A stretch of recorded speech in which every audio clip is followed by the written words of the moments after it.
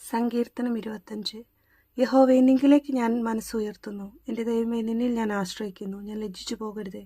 എൻ്റെ ശത്രുക്കൾ എൻ്റെ മേൽ ജയം ഘോഷിക്കരുതേ. നിന്നെ കാത്തിരിക്കുന്ന ഒരുത്തനും ലജ്ജിച്ചു പോകുകയില്ല. വെറുതെ ദ്രോഹിക്കുന്നവർ ലജ്ജിച്ചു പോകും. യഹോവേ, നിന്റെ വഴികളെ എന്നെ അറിയിക്കണമേ. നിന്റെ പാതകളെ എനിക്ക് ഉപദേശിച്ചു തരണമേ. നിന്റെ സത്യത്തിൽ എന്നെ നടത്തി എന്നെ പഠിപ്പിക്കണമേ. നീ എൻ്റെ രക്ഷയുടെ ദൈവമാകുന്നുവല്ലോ. ദിവസം മുഴുവനും ഞാൻ നിങ്കൽ പ്രത്യാശ വയ്ക്കുന്നു. യഹോവേ, നിന്റെ കരുണയും ദയയും ഓർക്കണമേ. അവ പണ്ടേ ഉള്ളവയല്ലോ. എൻ്റെ ബാല്യത്തിലെ പാപങ്ങളെയും എൻ്റെ ലംഘനങ്ങളെയും ഓർക്കരുതേ.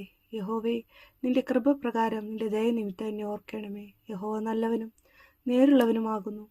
അതുകൊണ്ട് അവൻ പാപികളെ നേർവഴി കാണിക്കുന്നു. സൗമ്യതയുള്ളവരെ അവൻ ന്യായത്തിൽ നടത്തുന്നു. സൗമ്യതയുള്ളവർക്ക് തൻ്റെ വഴി പഠിപ്പിച്ചു കൊടുക്കുന്നു. യഹോവയുടെ നിയമവും സാക്ഷ്യങ്ങളും പ്രമാണിക്കുന്നവർക്ക് അവൻ്റെ പാതകളൊക്കെയും ദയയും സത്യവുമാകുന്നു. യഹോവേ, എൻ്റെ അകൃത്യം വലിയത്. നിന്റെ നാമനിമിത്തം അത് ക്ഷമിക്കണമേ. യഹോവ ഭക്തനായ പുരുഷനാർ അവൻ തിരഞ്ഞെടുക്കേണ്ടുന്ന വഴി താൻ അവന് കാണിച്ചു കൊടുക്കും. അവൻ സുഖത്തോടെ വസിക്കും. അവൻ്റെ സന്തതി ദേശത്തെ അവകാശമാക്കും. യഹോവയുടെ സഖിത്വം തൻ്റെ ഭക്തന്മാർക്കുണ്ടാകും. അവൻ തൻ്റെ നിയമം അവരെ അറിയിക്കുന്നു. എൻ്റെ കണ്ണ് എപ്പോഴും യഹോവയെങ്കിലേക്കാകുന്നു.